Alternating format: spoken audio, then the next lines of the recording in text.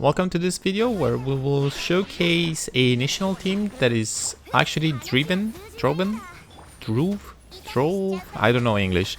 This is a team with a national portion and a danger. You would call this a virgin team, but it's actually not a virgin team. I mean, we don't build elemental mastery on the pyro characters to do the virgin damage. We just have danger with a national team. And why we would do that is because in this Abyss, especially on the second half, you are asked to break multiple cryo shields, multiple hydra shields, and a pyro shield.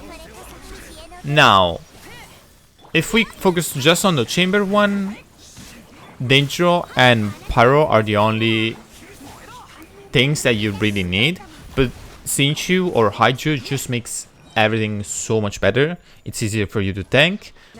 There's no problem for chamber 2. As you can see, the Thunder Manifestation just dies. I think this was like a 40-50 seconds run. I forgot to mention that actually my full team here is on free-to-play weapons.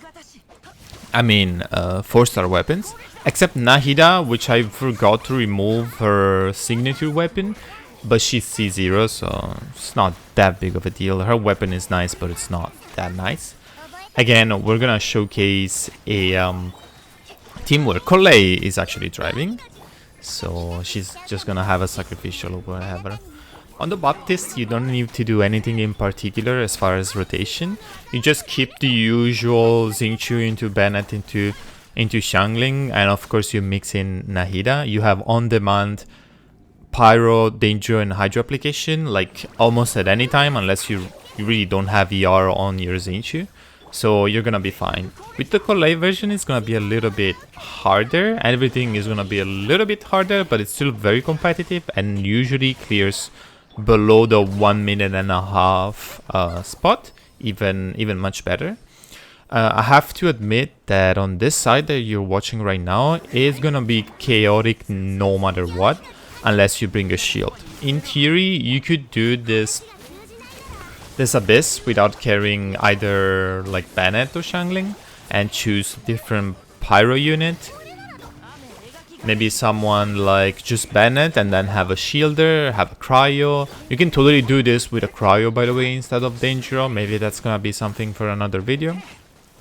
But again, just make sure that you have those on-demand ults. You always have enough ER, and you just don't die, because they're gonna destroy you, they're gonna melt you, they're gonna vaporize you, especially on that freaking Banner Burst.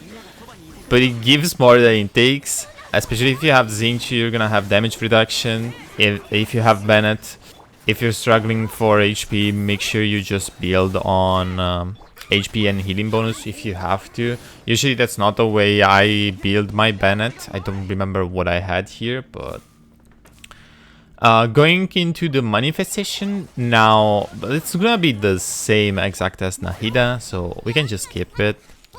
But as you can see, we still cleared with like 50 seconds or whatever, so chamber 2 is never really gonna be a problem. Now onto the Baptist. Keep in mind that the order in which he does his shield is always the same, so he's gonna cryo up, then he's gonna hydro, and then he's gonna pyro, and then he's gonna start again. So you want to make sure you hold on that Collei burst and E until you see the Hydra shield. The moment you see the Hydra shield, you cast it, because it's not like Nahida. You don't have on-demand danger. You have to wait for your cooldowns and your energy.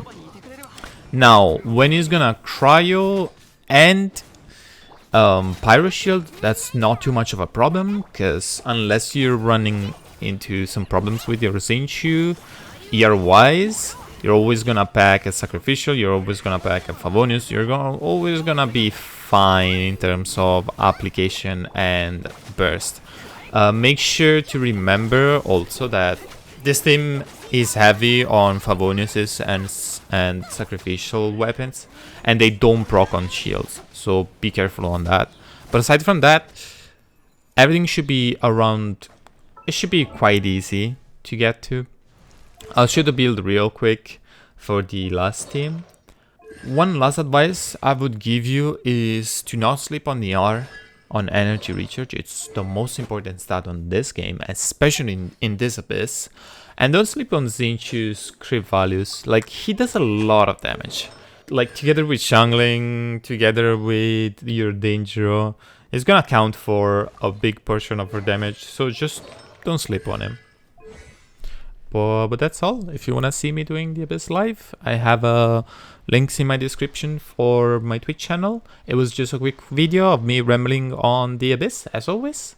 And thank you for watching. Bye.